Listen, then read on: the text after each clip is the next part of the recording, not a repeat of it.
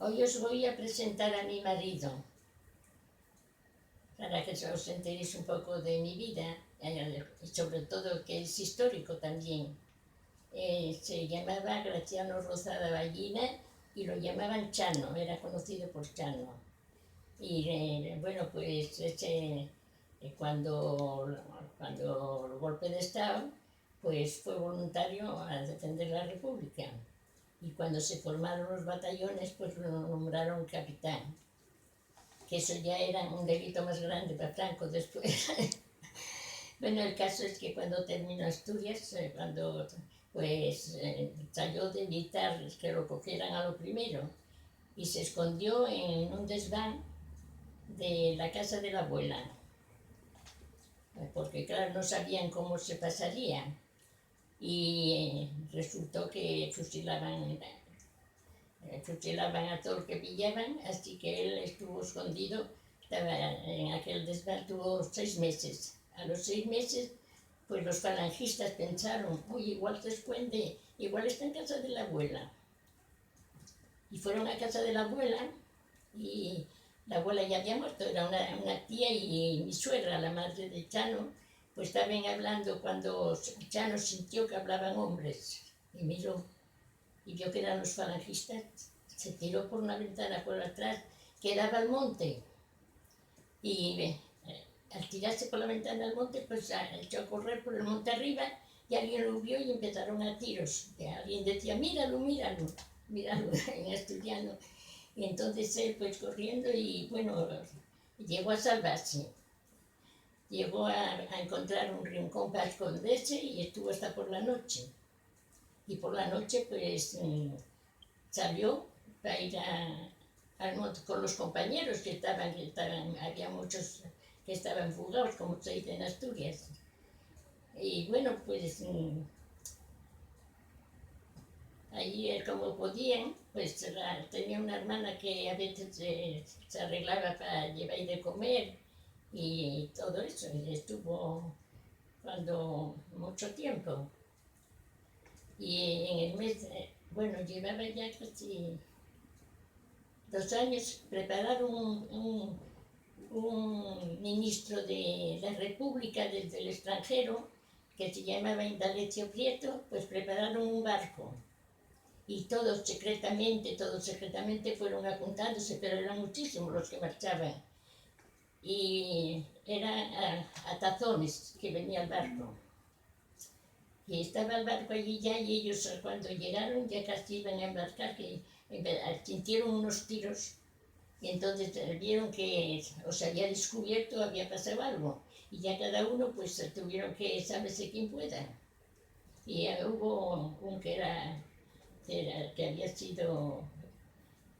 había sido del ejército,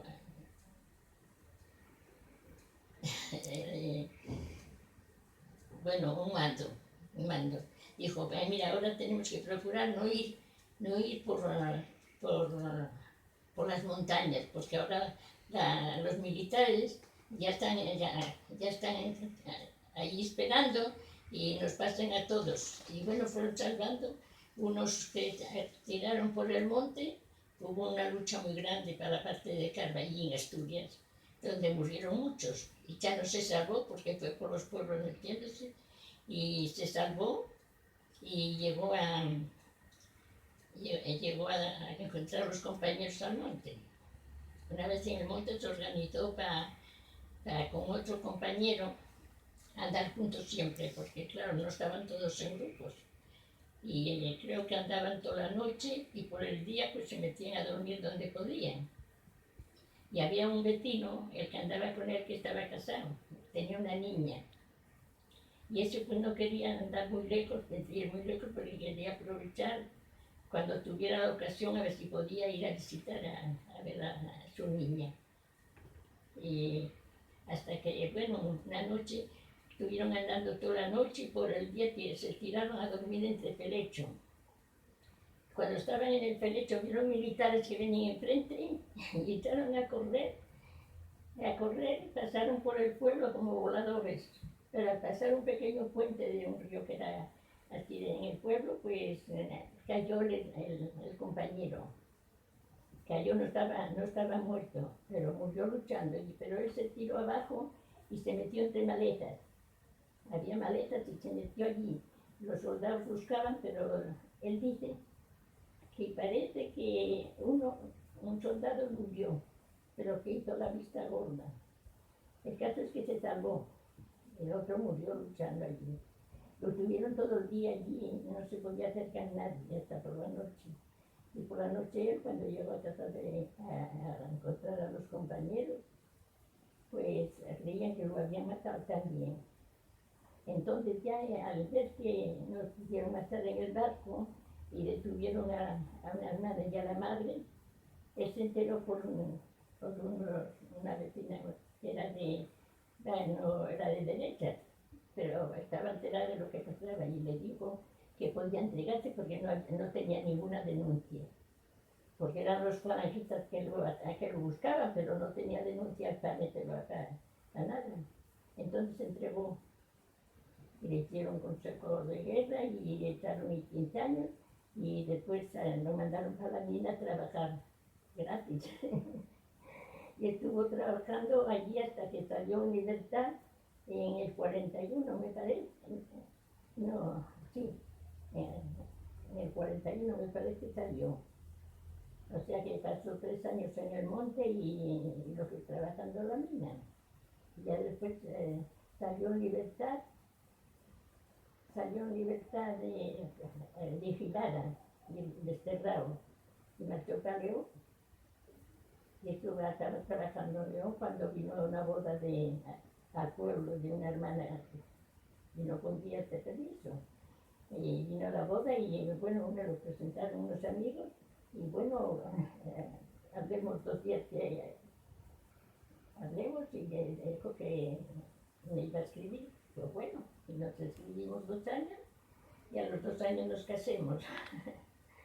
Bueno, al año tuve una niña y al año pues había mucho revuelo en Asturias por culpa de los juzgados, había muchos crímenes, metían a gente presa y él tenía un primo carnal que marchaba para Francia y le aconsejó que debías de venir conmigo porque quítate de aquí porque te puede pasar algo. Bueno, no era perseguido, pero era por precaución y decidió marchar con él.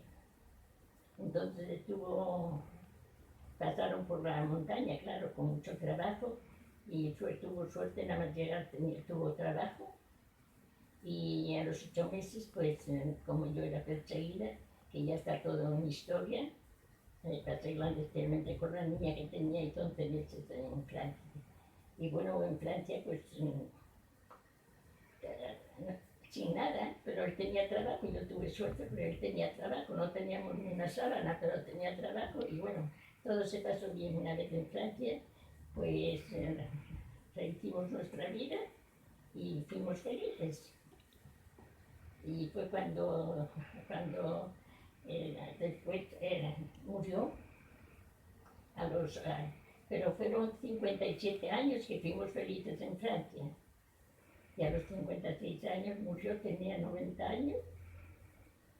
Y bueno, nuestra vida, al venir él para traer sus cenizas, fue cuando decidí quedarme aquí porque era mi deseo también, que soy la más feliz del mundo, a pesar que me falta él, pero que no lo olvide nunca.